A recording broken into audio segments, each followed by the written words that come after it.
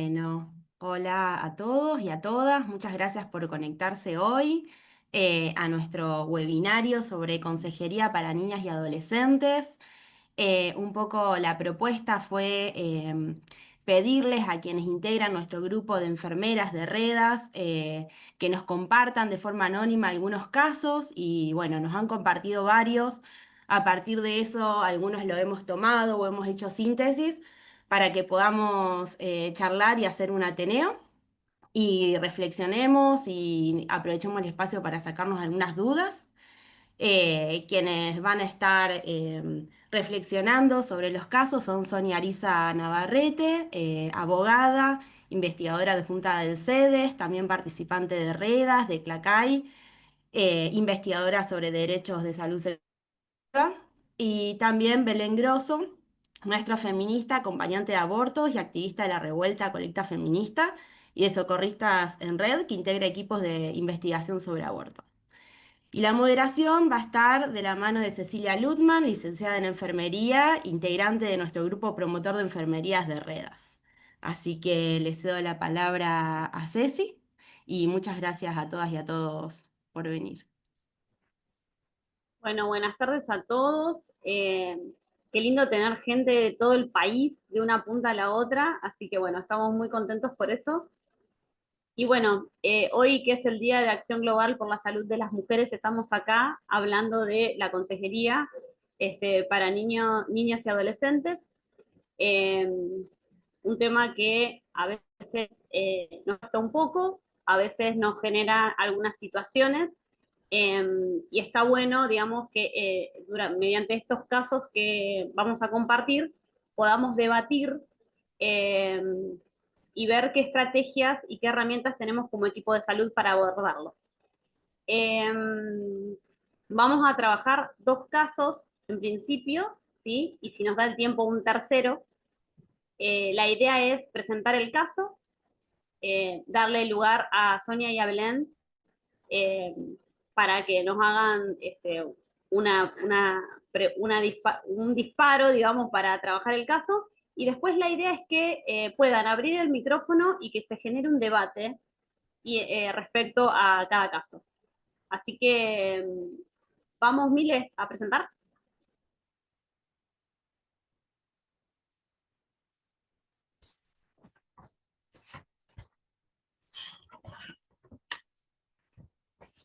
Bien.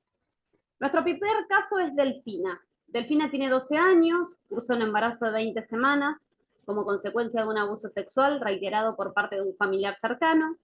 El equipo de salud intenta articular con los dispositivos provinciales especializados en violencia de género y protección de la niñez. Sin embargo, no recibe respuesta por no tratarse de una mujer adulta, y en otro caso por no encuadrarse como violencia intrafamiliar. Estas respuestas obviamente generan una movilización, un malestar y una sobrecarga en el equipo de salud. Entonces decide articular con el Centro de Salud Territorial para garantizar la atención y el acompañamiento. La paciente es internada en un efector para la preparación del procedimiento de interrupción del embarazo. Desde el ingreso, el equipo de salud procura generar un entorno respetuoso, cuidado y centrado en ella. Durante la espera, Delfina solicita que le pintan las uñas con flores y corazones. El equipo interpreta este pedido como una necesidad de contención emocional y lo incorpora como parte del proceso de atención integral. Se reconoce que estos gestos simbólicos pueden contribuir a su bienestar en un contexto altamente traumático.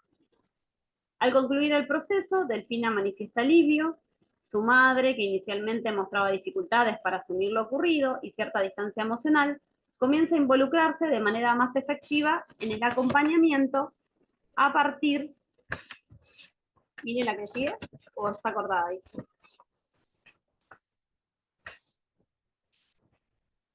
Ah, bien. A partir del trabajo sostenido del equipo de salud. Bien.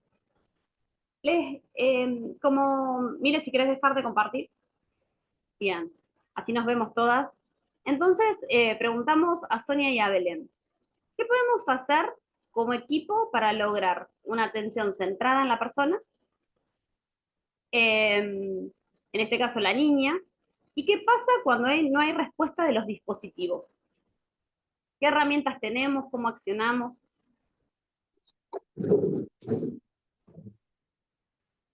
No sé quién quiere arrancar, Sonia, Belén. ¿Querés arrancar, Sonia? Dale. Mm, Bueno, me parece primero invitarlas de vuelta a que prendan los micrófonos y a que hagamos una conversación y que no nos dejen solas a Belén y a mí conversando, aunque podríamos hablar horas, eso también es cierto, pero que se vuelva una conversación.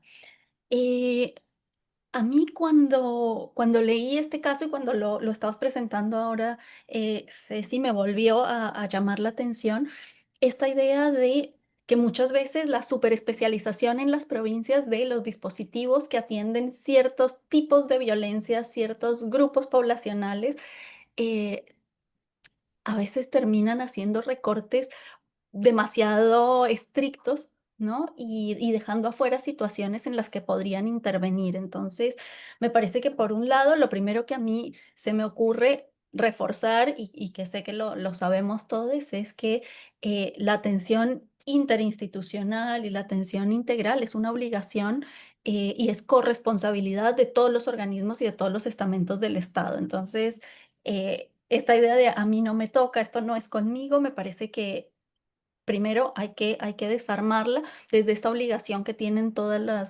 las áreas del Estado de participar. Pero por otro lado también me parece que puede llamar a una reflexión de eh, cómo pensar los dispositivos y las articulaciones de manera previa, quizá como tener esas rutas y esos caminos armados y no necesariamente que sea una reacción a un pedido específico, porque ahí pueden aparecer retrasos, pueden aparecer, ¿no? Cuando se dan estas dificultades de comunicación entre las instituciones o cuando no está claro cuál es el alcance de cobertura de los dispositivos y lo necesitamos con urgencia como en esta situación, ahí puede ser muy problemático. Entonces creo que por un lado me llama a decir, repensemos y trabajemos sobre las interpretaciones restrictivas de las responsabilidades y las competencias de los dispositivos para asegurarnos em, que tengan realmente una interpretación comprensiva de su rol. Pensemos en rutas de abordaje previamente para que no tengamos que reaccionar frente a la urgencia de una situación. Em, Eso me parece frente a la responsabilidad de la interacción, pero podemos seguir pensando. Me quedo acá para dejar a Belén también Bueno, bueno, yo un poquito o sea, voy a hacer como alguna reflexión más vinculada desde mi hacer, digamos. Yo soy maestra y soy acompañante de abortos desde el año 2011. No trabajo en un espacio formal de salud, pero bueno, un poco nosotras sí venimos diciendo que, y estamos convencidas que hacemos también, ¿no? Una salud comunitaria feminista, ¿no? Como, porque bueno, producimos también bienestar. Y cuando yo leía esta situación, a mí me parece que esta cuestión que trae Sonia, ¿no? Lo importante de la articulación directamente con otros espacios de salud, me parece que es muy fundamental, sobre todo en situaciones donde hay niñas y adolescentes, ¿no? Como, bueno, si vamos a un lugar y nos dan la negativa, bueno, buscar otro lugar donde la urgencia sea resolver la situación y después ver qué hacemos con esos otros lugares que nos negaron, ¿no? Como me parece que ahí lo primero es, bueno, resolver la urgencia, que es este embarazo no intencional, además, ¿no? De 20 semanas. Luego ver qué pasa con esos otros espacios. Y también, como ya me voy a exceder un poquito de lo que veníamos charlando, pero la amabilidad que encontró también, ¿no? Esta niña y esta mamá en ese espacio, en ese centro de salud donde hubo disponibilidad afectiva, desde mi punto de vista, donde hubo hasta ofrecimiento, ¿no? De pintarle, como dice ahí, ¿no? Como, bueno, pintarle las uñas, como generar un espacio donde su niñez también fue atendida. Entonces me parece que eso, en esta situación me parece clave. Y ahí me parece clave también el trabajo de quienes la recibieron primero y seguramente muchas, ahí no hay profesiones, pero en nuestro hacer, digo, las enfermeras cumplen un rol fundamental en los acompañamientos en el sistema de salud. Así que esas dos cosas, ¿no? Como resolver urgente este embarazo no intencional y además la disponibilidad afectiva que aparece en ese espacio.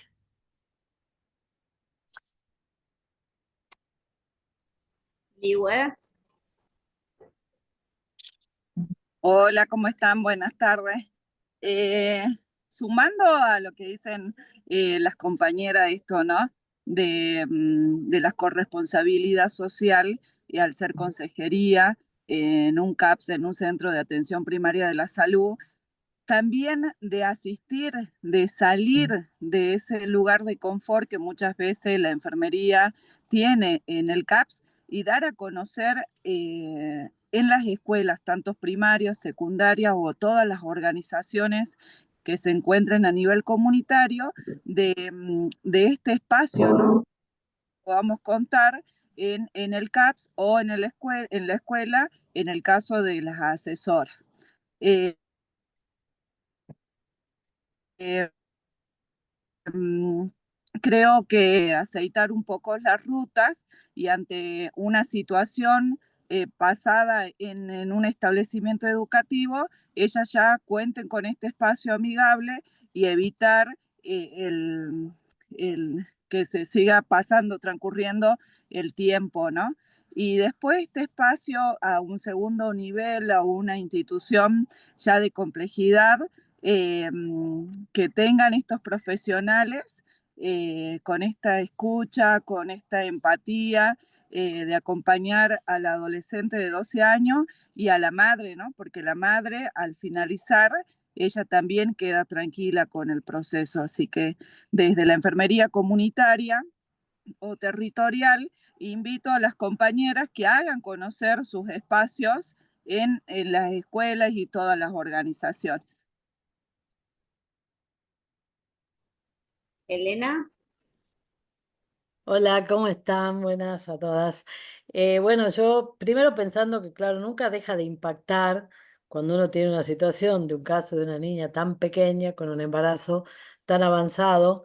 Entonces yo, pensando en esto que decía Sonia de tener armados los circuitos, que decía Ligüe de las rutas, por ahí probablemente en una de esas era la primera situación que se le presentaba a ese centro de salud de esa edad, con ese tiempo de embarazo.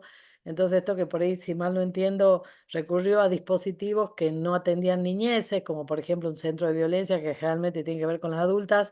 Entonces pensaba lo que nos pasa acá en Jujuy, por ejemplo, cuando tuvimos los primeros casos de niñas o cuando empezaron, hubo que dar respuesta a interrupción de embarazo en niñas, que al principio era que si se le eterna la maternidad, que no hay un lugar adecuado, que la llevamos a pediatría, que la llevamos acá, que la llevamos allá, y después teníamos, no sé, la ginecóloga del hospital que hacía niñeces que eran antiderechos, entonces como que hubo que ir armando ese circuito y decir, bueno, cuando hay una niña, qué situaciones hay que tener en cuenta, no ponerla junto con una adulta, no en la maternidad. Entonces esto de tener los circuitos armados, ¿no? Por ahí estos desarreglos que ocurrieron al principio en este caso es porque por ahí era la primera vez.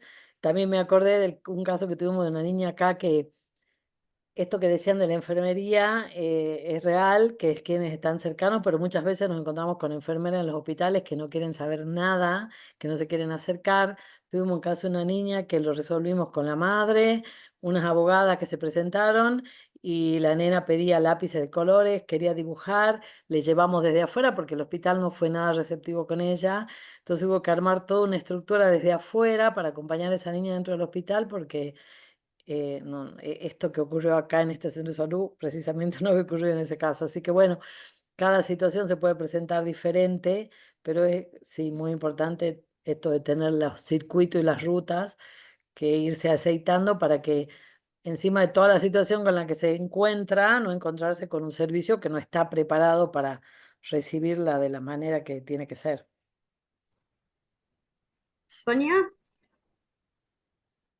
Quería como profundizar un poco en esto que venimos hablando, porque me parece que es clave, ¿no? Esto de pensar en los circuitos, pero también me surgía en este momento como esta idea de, bueno, claro, queremos articular porque queremos dar una atención integral, pero ¿qué lugar tiene esa articulación frente a la atención de la interrupción, ¿no? Porque me parece que cuando ya está en el servicio y tenemos la posibilidad de dar acceso, a veces como que se termina confundiendo si podemos avanzar porque no hemos podido articular con otras eh, eh, con otros organismos que están encargados de proteger los derechos, entonces avanzamos o no avanzamos.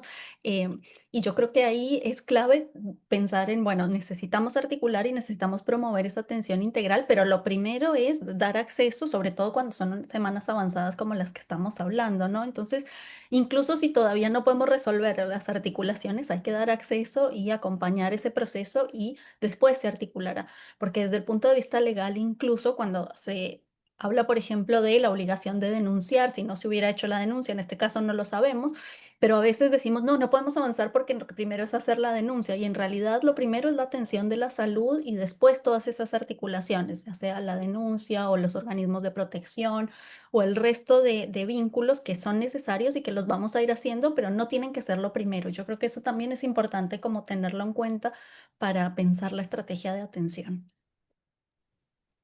Valeria.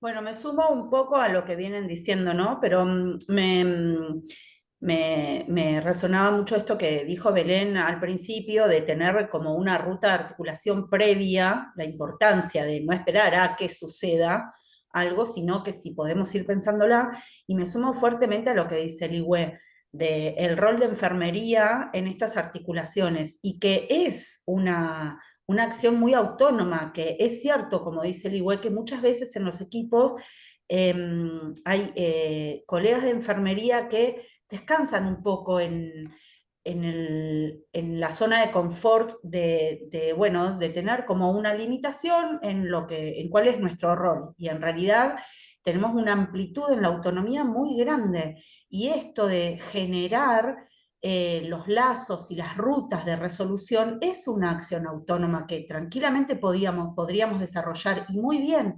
Y es una función y una responsabilidad de enfermería conocer a los equipos e empezar a involucrarse. Bueno, yo estoy en el primer nivel de atención. ¿Quién da respuesta en este primer nivel de atención? De mi centro de salud, a la mañana, a la tarde, de los centros de salud cercanos, ¿qué otros equipos dan respuesta? ¿Qué hospital de segundo nivel tenemos de referencia? Che, ¿quién recibe algo así? Alguien del palo, alguien que sabemos que va a recibir bien y que si pasa esto un fin de semana, a la noche, a la mañana, en un horario que no estamos, vamos a tener, o asimismo cuando, bueno, soltamos, porque también tenemos que conocer nuestra limitación y en un momento decimos, bueno, hasta acá podemos y de acá en adelante tengo que soltar y delegar que siga la ruta, pero tener también la tranquilidad de decir, sé que pasa de este equipo a otro que va a seguir garantizando los derechos de esta persona. Y también me sumo a lo que dice Sonia, como este desentendimiento de, no, yo interrupción no hago. A ver, tiene 12 años, no sé, haces pediatría, haces medicina general, haces gineco en infancias y adolescencia. Bueno, te compete.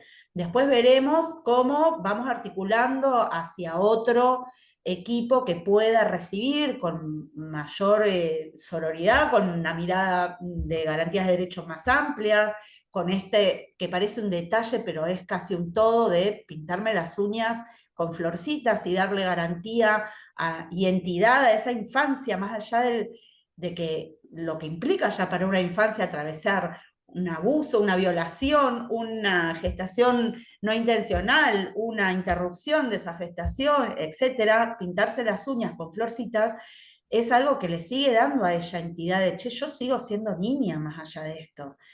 Pero eso de, no, bueno, pero yo no hago, a mí no me toca, no, bueno, un poco también involucrarnos en eso de decir, bueno, sí, nos toca y paralelamente vamos a ir buscando de qué manera articular y activar esa ruta que previamente enfermería puede tener muy bien aceitada. Y hablar entre colegas, decir, che, yo estoy en este centro de salud, ¿en cuál estás vos? En el hospital, ¿quién está? ¿Con quién hablamos?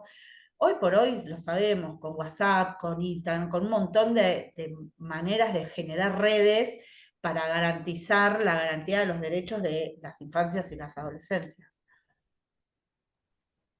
¿Puedo agregar una cosita, Ceci? Sí, Belén, Cortita. obvio. No, que a mí me parece también, a partir de lo que trae Vale y lo que circuló, que hay mucho, o sea, que a esta mamá y a esta niña dentro de todo le fue bastante bien por el circuito, porque lo resolvió re rápido, porque llegó a un centro de salud donde le resolvieron súper rápido, ¿no? Como, bueno, nos negaron en 2 lugares, en el tercero no. Pero me parece que también hay que estar muy atentas ahí en esas situaciones a preguntar y a desandar también qué tanto esa niña y esa mamá conocen o transitan el sistema de salud, porque muchas veces nos encontramos con situaciones de acompañantes o de referentes afectivos, de mamás, de hermanas mayores que no conocen el sistema de salud y que es muy difícil, es como un monstruo también, ¿no? Como lleno de laberintos, ¿no? De pasillos y de cosas. Entonces me parece que también ahí hay que tener como una paciencia, activar modos de paciencia que quizás en otras situaciones no las tenemos y no dar nada por sentado también, ¿no? Como todas las explicaciones, aunque parezcan muy obvias, hay que darlas, hay que preguntar, hay que afinar un poco más la escucha en estas situaciones, sobre todo cuando hay una mamá que después dice, ¿no? Que tuvo cierta distancia emocional hasta que llegó el alivio al final. Entonces me parece que en esas situaciones hay que también tener ahí como, bueno, disponibilidad de escucha y de explicación, sobre todo cuando no sabemos muy bien qué tránsitos y con 12 años. Es probable que haya ido poco también al sistema de salud o que la haya ido siempre como acompañada por esa mamá en algunas situaciones que haya tenido que ir. Entonces, como también tener eso presente, ¿no? Como con quién estamos y con quién vamos a hablar, con los lenguajes, ¿no? Como todas estas cosas que aparecieron acá también. Yo escuchándola a todas me puse a pensar, digo también que a veces es necesario acompañar al equipo, porque, a ver, los que hacemos salud sexual y reproductiva es como que tenemos como incorporado un montón de cosas que cuando la niña pida que le pintan las uñas en la sala de internación, como que el equipo, muchas veces el equipo de enfermería y el equipo médico, todo el equipo queda como choqueado, como que no entiende que todavía es una niña, que está solicitando una interrupción, que está pasando, entonces también como estar atentos, nosotros como equipo que ya venimos haciendo salud sexual, a que estas cosas pueden pasar y acompañar a ese equipo que va a brindar la atención. Porque una cosa es como decía Elena, es el primer caso, que es como muy choqueante, porque nadie sabe dónde está parado, qué hacer, y después, como lo que distinto es si ya tienen varios casos o ya ese servicio atiende segundo T. Entonces, es como que a veces tratamos de acompañar, pero a veces esas situaciones es como que nos dejan como helados, como que no sabemos cómo responder. Entonces creo que también esto de poder acompañar al equipo que va a asistir, que va a estar ahí, también sería importante. Hay algo muy lindo en la forma como está este caso que leíste, Ceci, y como lo contó la persona que lo trajo a colación este caso, que trata ese gesto que se tuvo de acompañar esa solicitud como parte de la atención integral de la salud. No es algo que se hace porque el equipo es bueno, sensible o más bondadoso que otros, sino porque es parte de la atención. Estar atentas y escuchar es parte de ese bienestar que mencionaba Belén al principio y que es el objetivo de la atención. Y eso me parece lindo, como enfocarlo y tratarlo como parte de esa atención integral, ¿no? Estar atentos a qué necesitan, a si tiene frío, a si tiene algún elemento de seguridad que le va a ayudar a pasar mejor esa atención. Creo que todas esas cosas las hemos visto muchas veces y sabemos cómo mejoran el transitar una atención de salud, que siempre es difícil y más en estos casos, ¿no? Elena.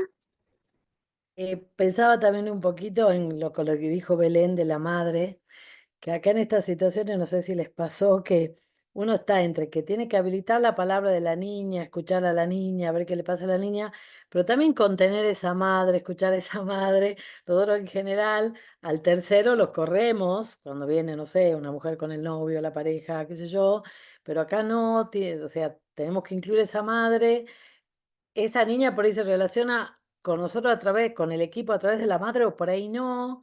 Entonces, esa parte, a veces, esto de acompañar al equipo, de ver cómo, a veces nos resulta, a mí por lo menos me resultaba por ahí medio complicado cuando son muy chiquitas porque puedo decir, bueno, esto de escucharlas a ellas, pero esto por ahí la mamá que tenía miedo, esto de que no se podía relacionar, se choqueó, se bloqueó, se corrió, porque estaba no sé, asustada. Viste que hay madres que por ahí le sale de retarlas, otras le sale de llorar más que las chicas, como que ¿no? La embarazada, la niña, la adolescente embarazada está como más entera que la madre, entonces hay que contener a la madre. Entonces, bueno, en estas situaciones así de embarazadas con menos edad, que tienen algún adulto referente, se nos presenta esa otra complejidad también.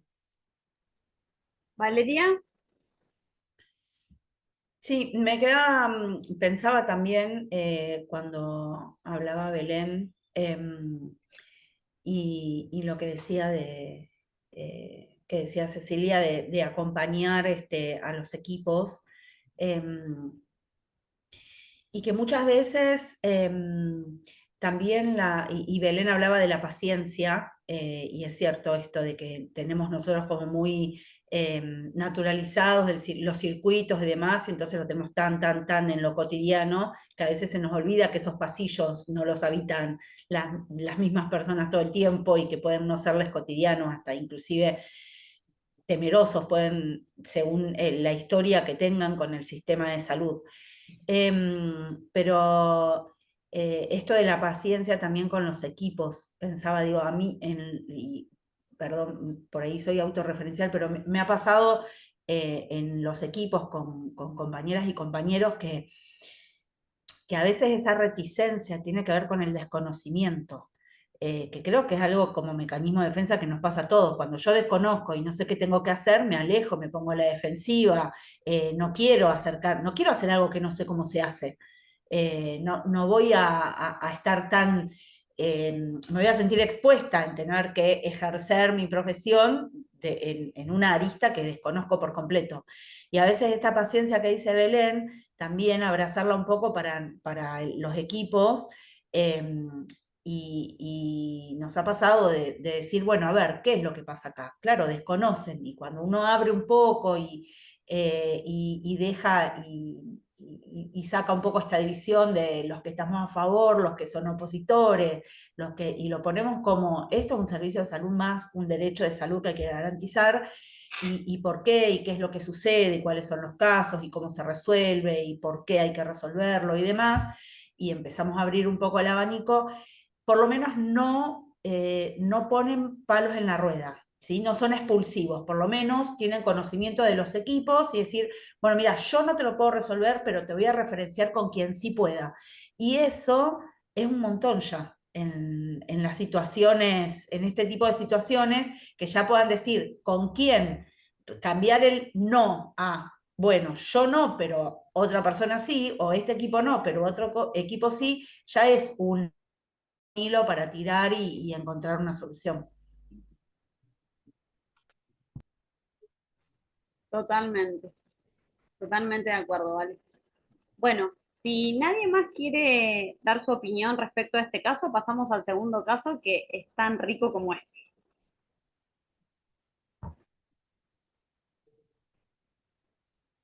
Bien, el segundo caso trata de Ámbar. Ámbar tiene 14 años, concurre a tercer año del CEPEN, número 32, tiene una relación con Pedro, que está en el mismo año que ella. Pedro desconfió y le dijo que se haga un test de embarazo delante de él. A lo que ella accedió hasta que habló con sus amigas y la convencieron de que eso no era lo correcto. Que él no podía dudar de ella. Entonces Ámbar se hizo el test de embarazo junto a sus amigas en la escuela y el resultado fue positivo. Se acercó al centro de salud para pedir unos análisis de sangre para terminar de confirmarlo, aunque ella sabía que tenía más o menos 8 semanas de embarazo. En el centro de salud le dijeron que para eso tenía que ir acompañada de una persona adulta, ya que ella tenía 14 años. Es una situación bastante común. ¿Seguimos, Mile?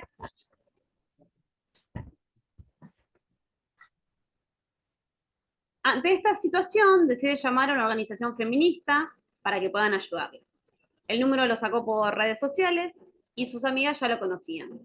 Esta decisión está acompañada por sus amigas Mayra y Tamara, que cursan el mismo año que ella. Ámbar vive con su mamá y sus 2 hermanas y asegura que nadie más se pueda enterar que decidió acceder a un aborto. Abortó acompañada de sus amigas en su casa, usando medicación y decidiendo que nadie sepa.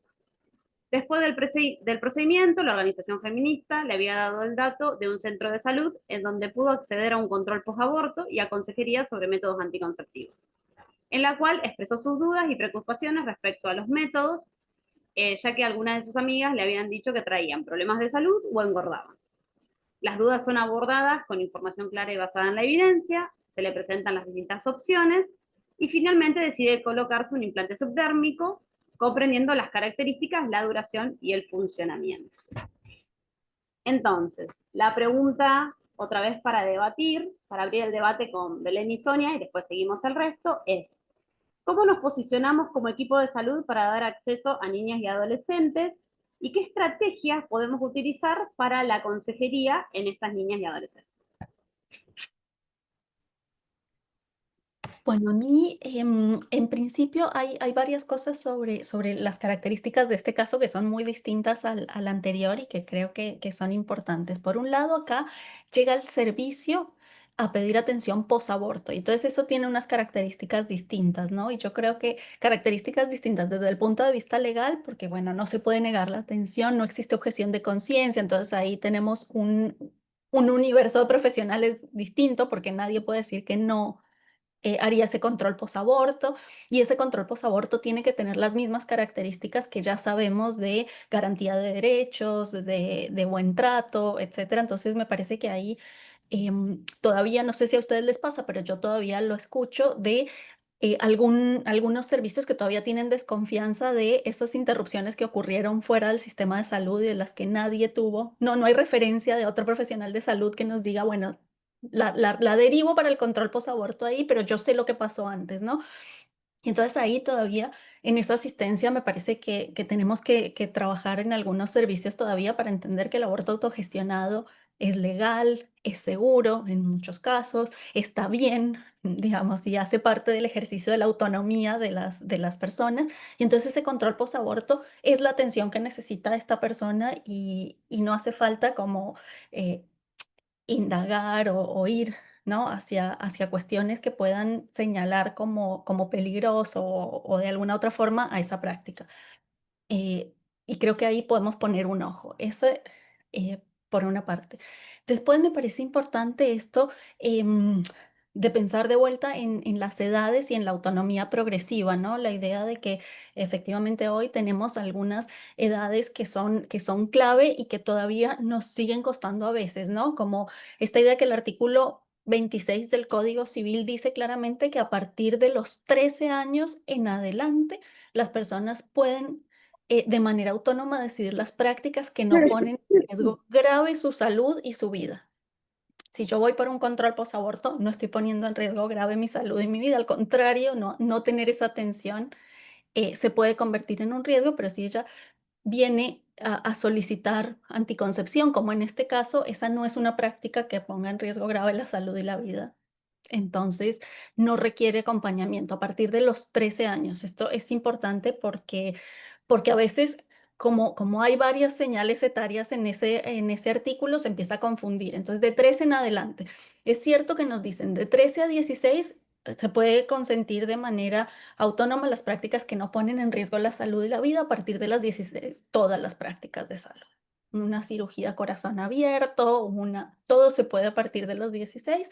Y en este caso, entre los 13 y los 16, esas prácticas que no ponen en riesgo grave la salud y la vida, que serán casi todas las prácticas de salud sexual y reproductiva, a menos que algo nos diga lo contrario en el caso concreto. Eso significa que no tiene que venir acompañada necesariamente de ninguna persona. Obviamente queremos que vengan siempre con alguien de su red de apoyo, de confianza. Atravesar las prácticas siempre es mejor cuando uno tiene una red que sostenga, pero si no la tiene, no hay ningún problema, y eso me parece clave porque a veces vamos a tener que luchar con compañeras, compañeros de equipo que dicen, yo prefiero para no tener problemas, si después viene la madre, si después viene el padre, ¿qué? Pero me parece que tomarnos en serio la autonomía progresiva nos exige tener estrategias para contener a ese padre o a esa madre que efectivamente puede venir, pero que no tiene un derecho, que no tiene ninguna injerencia sobre esa decisión de las adolescentes, de los adolescentes a partir de los 13 años. Dejo por ahí para no tomar más la palabra, pero hay un montón de otras cosas para seguir pensando. Gracias, Sonia. Yo agrego a lo de Sonia dos cosas que me parecen re importantes en esta situación. O sea, todo lo del posaborto me parece súper, todo lo que trajo Sonia, lo de la edad, que para mí es re importante, la negativa que le hicieron en el sistema de salud por tener 14. Y me parece que acá lo que hay que ver es el valor y la responsabilidad también de esa adolescente, ¿no? Porque lo primero que hizo, además de hacerse el test de embarazo en la escuela con sus amigas, lo primero que hace es ir al sistema de salud, ¿no? No es que buscó en otro lado, o sea, su segunda opción fue buscar a través de las redes digitales, de las redes sociales. Pero me parece que acá como va también desmitificando mitos que hay alrededor de las adolescencias también, ¿no? Como seres irresponsables con los cuales no se puede hablar o que viven en silencio.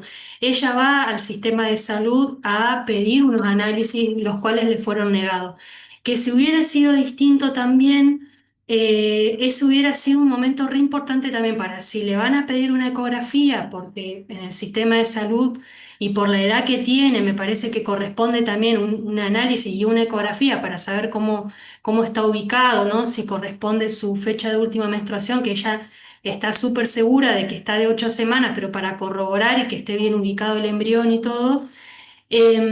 Cómo eso hubiera sido muy importante para poder indicarle algunas cuestiones vinculadas a la ecografía, porque la ecografía también es un momento y un lugar donde se puede generar mucha crueldad. Entonces, si en el sistema de salud atendés a un adolescente que le vas a mandar a hacer una eco, entonces algunas indicaciones de derecho que tenemos al momento de pedir una ecografía, ¿no? Como no quiero ver nada, no quiero escuchar nada, solamente quiero saber de cuántas semanas estoy y ese es mi derecho.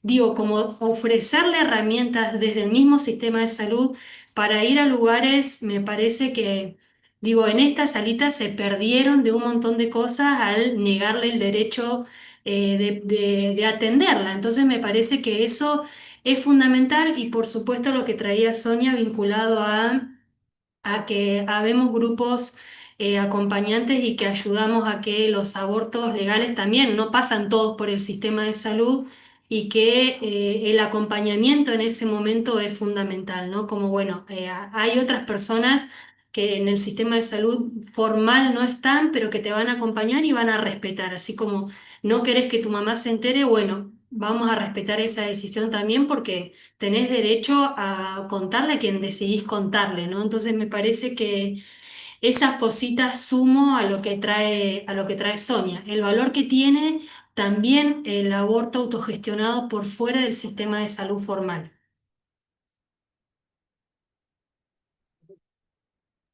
¿Vale? Sumando a lo que dice Belén y a lo que veníamos hablando del caso anterior de abrir las circunstancias a los equipos, sí, acá hay algo estrictamente legal que tiene que ver con la edad, como lo dijo Sonia y demás. Em, y no sé si sucede en todos lados, pero en algunas experiencias nos ha pasado el tema de la historia clínica, ¿no? De que, bueno, de que a veces van acompañadas de una persona mayor que parece ser responsable, pero el motivo de consulta no es el que esa madre, padre o tutor cree. Y entonces sí, siempre las hacemos pasar solas al consultorio y esto de, yo paso con ella, bueno, mamá, espera un ratito que conversemos con ella y después te hacemos partícipe y demás. Y ahí fluye, pero nos ha pasado que en ese contexto, no sé, esa mamá que justamente, o bueno, voy a incluir papá, familiar, quien sea que la acompañe, por lo general nos pasa que van con su mamá,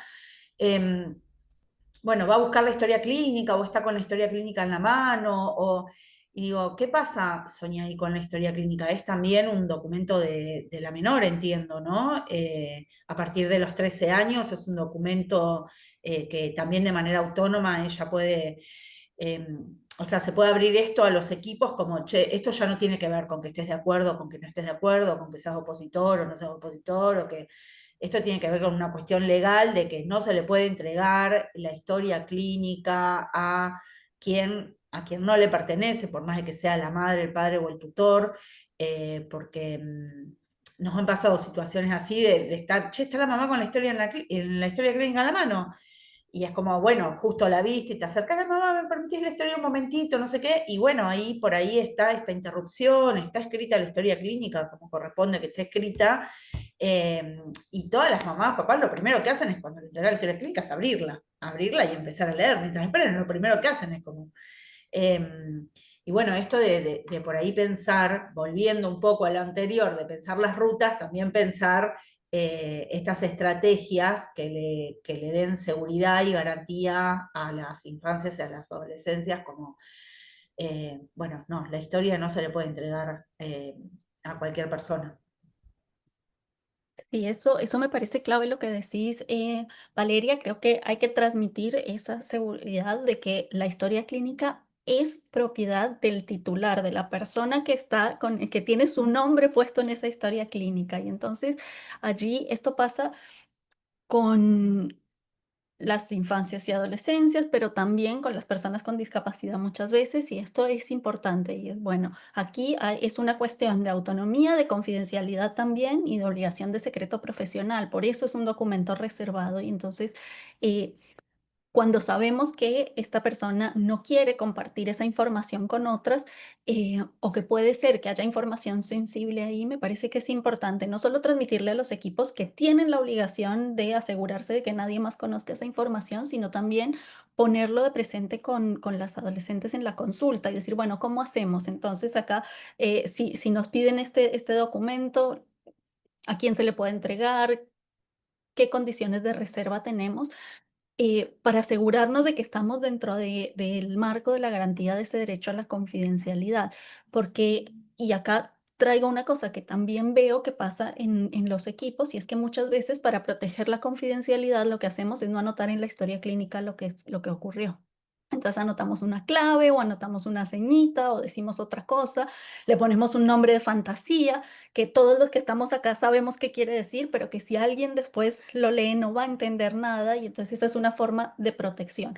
Pero allí estamos generando un problema desde el punto de vista legal, que no es el que más en este momento de la responsabilidad, digamos, profesional, que sabemos que no ejercemos una medicina defensiva, entonces a veces estamos dispuestos a ponernos en juego para proteger a la paciente, pero lo cierto es que eso tampoco la protege al final del día, porque si alguien más necesita por una razón clínica también o para poder terminar de revisar lo que sucedió, justamente la historia clínica, no va a poder entender eso y entonces vamos a generar un perjuicio. Entonces yo creo que es importante que nos guíe siempre la confidencialidad, pero que pensemos estrategias que no vayan a tener efectos colaterales después y generen más problemas. Entonces, estas estrategias tienen que ir de la mano con asegurar que la historia clínica esté completa, pero protegida y reservada la información. Eso me parece clave. Elena, Em, Pensaba un poco esto que decía Sonia al principio de tener algunas estrategias por si en la escena aparecen los padres o aparece, ¿no? Y lo que decía Belén de la responsabilidad. Por ahí estas adolescentes, digamos, más pequeñas, entre 14 y 16, que toman esas decisiones solas, tiene que ver con que su vida han tenido que tomar muchas decisiones como adultas, están a cargo de la casa, cuidan al padre que está enfermo, entonces como que vienen ya con todo un bagaje y un capital de poder resolver solas cosas y no pasa nada. Y son como valientes porque, bueno, ya lo hicieron en su vida, pero siempre yo creo, considero que, por un lado, que tenga la posibilidad, o por lo menos eso es la manera que trabajaba, digo trabajaba porque bueno, ya estoy en otro lado, pero de que tengan alguien o en el proceso, en algún momento decirle, insistirle, digamos, me parecía que, porque también depende de la madurez de esas chicas, ¿no? 13, 14, 15, hay distintas de 13, 14, 15, algunas son mucho más maduras, entonces que traten de buscar, de pensar en quién pueden confiar, que por qué a la mamá no, por qué no te animas a contarle, porque por ahí en el momento del proceso se presenta alguna situación y van a necesitar de alguien y nosotros por ahí vamos a estar al teléfono. Pero también darle esa posibilidad, como decía Sonia, de la estrategia que si aparece los padres o algún adulto durante el proceso de decirle, te vamos a acompañar, vamos a estar nosotros, pero si en algún momento alguien que está con vos quiere saber, se puede comunicar con nosotros, nos puede preguntar, como habilitarle esa posibilidad, porque por ahí quieren resolver todo solas y no se van a animar a hablar o decir, bueno, acá está, no sé, aquí está quien me está acompañando, querés hablar vos, papá o mamá con ella, esa cosa, ¿no? Eso por un lado. Y después también pensaba en esto del control post, o si de por ahí tienen que ir a otros lugares, lo que decía Belén, de empoderarla en cuanto a los derechos de la ecografía. A mí me parece que cuando se trata de niñas que por ahí tienen menos elementos o de adolescentes, tratar porque eso se presenta por ahí en algunas discusiones en espacios que tenemos, ¿qué hacemos con los antiderechos, no antiderechos? De que sí o sí tienen que, sabemos que tienen que atender, que tienen que dar respuesta, que al ser un control post, por más que estén en contra, pero yo creo que tenemos que evitar esas situaciones. Tratar de que si la mandamos a algún lugar, sepamos que sea un lugar que la van a recibir bien, que le van a hacer una ecografía a alguien que no le va a decir cosas que no corresponden, que si le tienen que hacer algún control, una MEU o algo dentro del hospital, que sea alguien que la va a atender con amorosidad, porque creo que no es lo mismo, ¿no? Exponer una mujer de 40 años o maltrato al hospital a exponer una niña de 14. Como que sus primeras experiencias sean de ese tipo. Entonces, tratar de no, decir, bueno, no, la tenés que atender porque es su derecho. Me parece que hay que armar los circuitos con amigables siempre y sobre todo cuando se trata de niñas y adolescentes. Liwe, Sí, muy lindo todo lo que dice compañera. Yo quería sumar un poquito en esto, ¿no? Porque por ahí el personal de enfermería que se encuentra en todos los horarios, en todos los hospitales, muchas veces ante el desconocimiento de la ley pasan estas situaciones. Creo que como estrategia fundamental pasa nuevamente el refuerzo de la capacitación al personal, al equipo, pero bueno, si estamos hablando de enfermería en los centros de atención primaria, ¿no? Nos resultó acá en Jujuy una estrategia fundamental en la zona de Valle, donde nosotros teníamos pocas respuestas y las chicas iban de zonas viajando a 16, 20 kilómetros como distancia. Y creo que esto es fundamental porque a esta adolescente la mandaron a que busque un referente adulto por el desconocimiento de la ley del personal de enfermería, ¿no? Y después quiero aprovechar también para decir que las socorristas también tienen identificados los espacios amigables y en el cual nos las derivan, ¿no? Consiguen nuestros números de teléfono muchas veces en las consejerías y nos las derivan para, bueno, tener un espacio amigable. Y en cuanto a lo que decía, lo último que decía Elena en las ecografías, yo sinceramente cuando son adolescentes directamente hago el turno protegido en mi hospital. Con esta capacitación se hizo referencias de enfermeras en mi hospital de cabecera y hago directamente un turno reservado o protegido para esa adolescente para que no sea vulnerada nuevamente, ¿no? Pero esto es una cuestión de aceitar, de conocer, de dar información y de capacitar permanentemente al personal, porque están los antiderechos, pero también están aquellas personas que son antiguas, que no conocen la ley y que pecan por su ignorancia y la despachan a otro centro, ¿no? Y en cuanto a la familia, a la madre, cuando vienen sola, me tocó justamente el día martes una adolescente de 15 años que vino acompañada con sus amigas y hoy día vino con la tía por esto, ¿no? Por decirle los signos de alarma ante una situación, tenemos que ver de estar acompañada. Y el próximo para la elección del método anticonceptivo de este adolescente escogió un implante subdérmico y me dijo, yo voy a venir con mi mamá porque mi mamá es la que me quiere hacer colocar, pero no le diga nada, ¿no? No, acá no va a pasar nada de eso y resguardarla en esa confidencialidad, que se asegure que tanto el personal de obstetricia, que en el caso de que coloca el implante, de decirle que no mencione absolutamente nada, y sino que sería como una primera cita al puesto de salud o al centro de salud.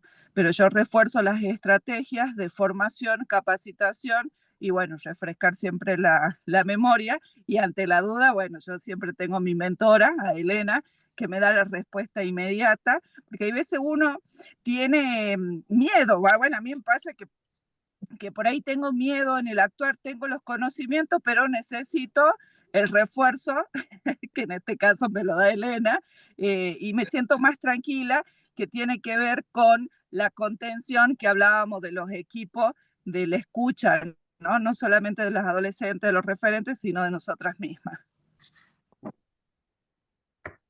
Bueno, Sonia y después Carola y después cerramos porque ya nos quedan minutitos. Bueno, quería rescatar rápidamente lo que decía Liwa, y me encantó la idea de la mentora y de la mentoría y de levantar el teléfono y de no sentirnos solas, ¿no? Si decimos siempre que qué bueno que las usuarias vengan acompañadas, también nosotras tener esa red y decir, bueno, quién nos acompaña y quién nos puede dar una mano cuando tenemos alguna duda, eso me parece clave. Y otra cosa que me parecía interesante de esta situación que nos contaba Ceci, tiene que ver con esta idea de los mitos y los prejuicios y las ideas con las que vienen las usuarias, seguramente sobre el aborto, pero también sobre la anticoncepción, y yo creo que eso lo vemos cada vez más, ¿no? Esta circulación de información en redes sociales que trae ideas de que las hormonas son no sé qué, no sé cómo, que hacen esto, que hacen lo otro, algunas de las cosas que pueden ser ciertas y que hay que explicarlas digo, con los estándares que la ley nos indica, que tiene que ser información clara, actualizada, completa, sin sesgos, eh, pero me parece como en esta conversación sobre consejería, y más bien es una pregunta hacia ustedes, ¿de qué manera llenarse de paciencia para recibir, ¿no? Todos esos prejuicios y esas cosas que sin duda pueden llegar a impacientar porque, bueno, mira, es lo que necesitas, lo que yo sé que te va a ayudar a resolver esa situación que vos misma estás presentando como un problema, pero hay todas estas barreras que son a veces infundadas, a veces malos entendidos sobre situaciones que son reales. Pero creo que ahí hay que prestar atención para tener herramientas para desarmar eso con paciencia y amorosidad. Caro, Hola, hola, ¿qué tal? Buenas tardes.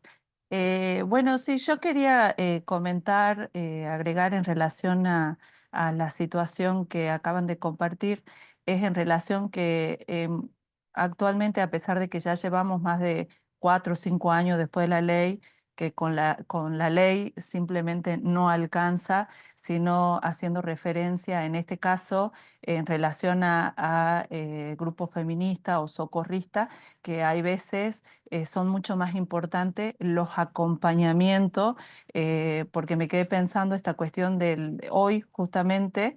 Un testimonio que me enviaron vía telefónica, que por ahí voy a decir, sin embargo, estuvo en el hospital, en la institución donde se está resolviendo un proceso, y sin embargo no hubo acompañamiento, y esa persona, que en este caso era adulta, el hecho de que no esté una persona y que esté sola en una habitación, ahí uno se da cuenta de que con la ley sola no alcanza, sino que qué importante es la empatía y el acompañamiento del equipo de salud, ¿no?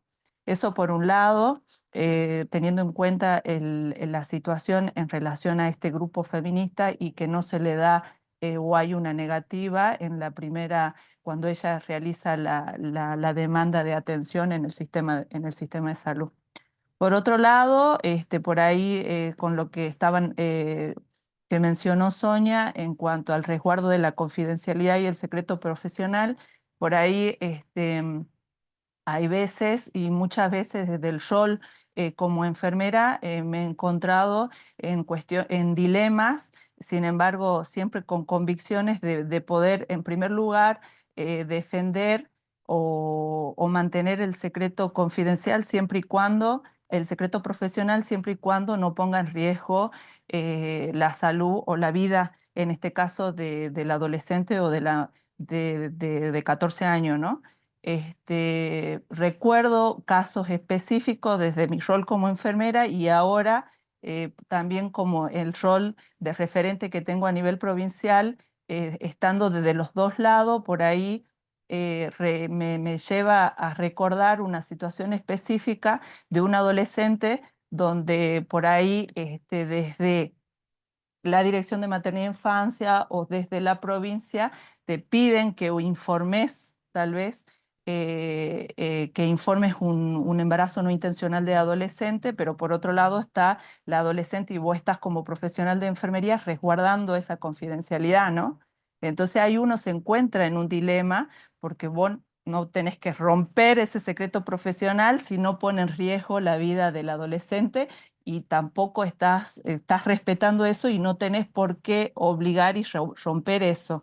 Pero por otro lado, desde el sistema formal de salud o desde el Ministerio de Salud, te solicitan que informes ese embarazo no intencional. Entonces me he encontrado muchas veces como enfermera operativa en ese dilema, siempre respetando el primer caso, en la primera vez o situación que me ocurrió eso, tuve el dilema. Después que ya lo resolví, uno va también tomando decisiones con autonomía profesional y sobre todo con convicciones, ¿no? De sostenerlo esto, porque hay veces cuando uno no tiene esta convicción o esta autonomía en la toma de decisiones, el hecho de que te bajan una línea, hay veces uno lleva a romper esta confidencialidad. Entonces, por ejemplo, nosotros acá en Jujuy, también fue implementado, Elena también tiene mucho que ver con esto, el tema de las historias clínicas de salud sexual y reproductiva que son diferentes a la historia clínica común que tenemos en todos los centros de salud. Entonces, en la historia clínica o fichero general, nosotros lo que hacemos, la mayoría de las consejerías que tenemos acá en Jujuy, es poner consejería en salud sexual y reproductiva. Y en la otra historia clínica, ahí sí ponemos todos los detalles. Por supuesto, si es que hay un causal violación, también le preguntamos a la persona si quieren que los registremos o no en la historia clínica.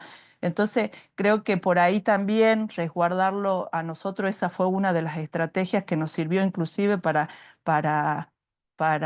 brindarle a la persona esta privacidad, hasta incluso con el mismo equipo de salud, porque hay veces las personas son del barrio, del pueblo, y hay veces hasta el mismo personal de estadística puede llegar a conocer a la persona. Entonces, las historias clínicas esas están resguardadas incluso en otro bibliorato, en términos generales. Entonces, creo que la atención para las menores de 15 años o de 13 o 14 que estamos hablando ahora, otras de las cuestiones importantes que había apuntado acá, era el tema de la atención integral centrada en la persona, porque creo que cada uno, nosotros como enfermeras, tenemos que centrar de acuerdo a la necesidad del adolescente según su autonomía progresiva. Como decía Elena, no todas, hay algunas que tal vez de 15 años que tienen, que no están tan decididas o tal vez una más chica por ahí sabe y está más madura, ¿no? O tiene una autonomía más progresiva. Entonces, hay veces también otras de las estrategias es poder adaptar eso, ¿no? A mí, por ejemplo, desde el rol de enfermería me llevó, hay veces, a adaptar estas situaciones, de decir, bueno, a ver, las intervenciones generalmente, las internaciones o se realizan durante la tarde, bueno, veamos que sea en la edad escolar y poder acompañar, porque hay veces no tienen quien las acompañe, es decir, alguien no, y son todos de su edad, bueno, ¿a quién podemos llamar? Bueno, te acompaño yo. Te acompaño yo y incluso hasta me tocó entre ambas buscar qué estrategia ella podía decir en la casa para poder salir y en horario escolar poder estar internada para que se le dé, por ejemplo, una intervención o estar en la casa de alguien, pero ¿cuál es el motivo? Entonces creo que la atención debe ser centrada en cada adolescente, en cada niña que surge. Y bueno, y por último, el tema de las mentorías, también que mencionaban, creo que es fundamental y creo que hoy por hoy el tema de los teléfonos achica muchísimo la distancia, así que cualquier duda o cualquier consulta, creo que alzar un teléfono y llamar y consultar, porque hay veces uno eso cree que por el hecho de desconocer es una debilidad y creo que es una fortaleza poder preguntar, decir como para actuar y no cometer errores. Sonia, y cerramos. Yo 30 segundos nada más para decir que estoy muy de acuerdo con todo lo que dice Carola y solo para recordar que la confidencialidad se resguarda haciendo acuerdos y obteniendo la autorización de las usuarias, de las adolescentes. Entonces muchas veces decimos, bueno, ¿qué hacer con la denuncia? Bueno, ¿qué hacer si tengo que comunicar? Hablar con la adolescente, explicarle las razones y cómo se haría y por qué es importante y de esa forma la mayoría de los casos se puede resolver esas comunicaciones en acuerdo con las adolescentes y no vulnerando la confidencialidad o su autonomía. Creo que eso es importante. Bueno, antes que nada decirles que Mile colgó ahí en el chat unos materiales que nos pueden servir, ¿sí? Sobre detección temprana y abordaje del abuso sexual. Así que para que se lleven el link.